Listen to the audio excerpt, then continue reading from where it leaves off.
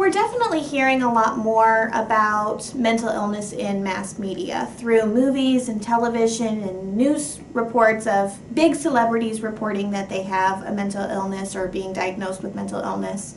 Some of them are speaking out and are in support of eliminating the stigma that comes with mental illness. And through pop culture and through media, we can give a voice to those people who don't have a voice within our community. But it definitely is harmful if, the way that people are represented is purely in, a negative way or in a way where their mental illness is all-encompassing, or if it's kind of presented as in a stereotypical way, or in a way where, where somebody with this diagnosis has to behave this and this way, because really that's not the truth. The characters that stand out for me, particularly in Orange is the New Black, are Lolly and Suzanne Warren. Lolly, we learn in her background that she starts off as a journalist who ends up developing symptoms of paranoid schizophrenia. Through that, she becomes homeless, and just for being homeless and just for having a mental health diagnosis, she is put into jail and prison without really committing a major crime.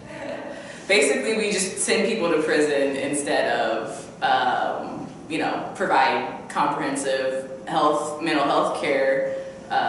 We don't have beds for, people with mental illness, but we have beds in jail, we have beds in prison. One thing that they don't tend to get right within mass media and pop culture is people with mental illnesses are portrayed as being violent and aggressive. A lot of them tend to have homicidal or suicidal tendencies, which of course does happen with the normal population of those with mental illness. However, it's exaggerated a lot more in movies and television. I have definitely seen situations like that, like Silver Linings Playbook, where the guy was becoming really upset about, he couldn't find his wedding video, and it, kind of resulted in a fight between his family, and the police were called out.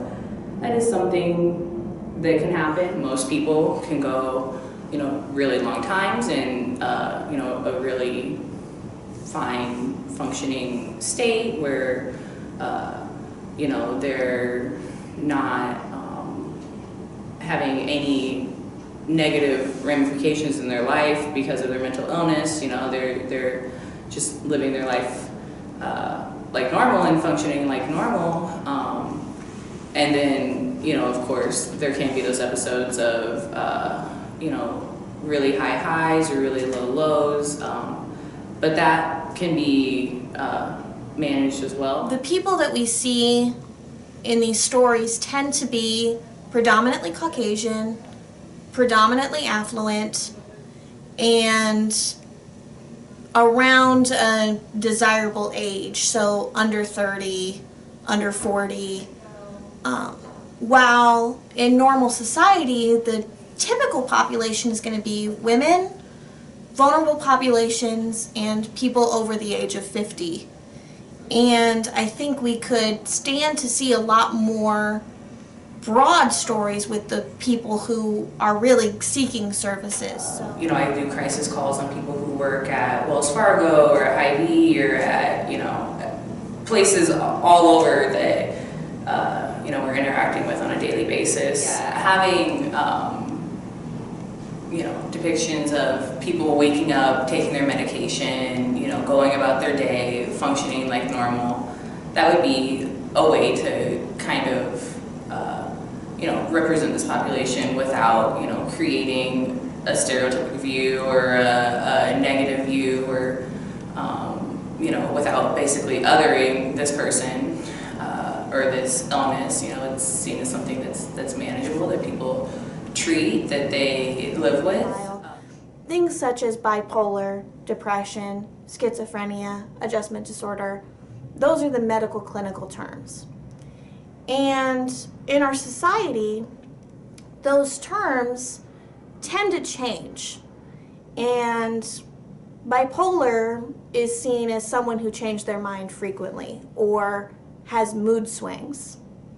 A person with depression is someone who's introverted or sad. A person who is weird or doesn't fit in is schizo. And those terms, while they work for a layman's point of view of what those things are stigmatizing the people who have those diagnoses. When you use that word derogatorily or you use it too simply, you do a disservice to the people in the population who actually have those diagnoses.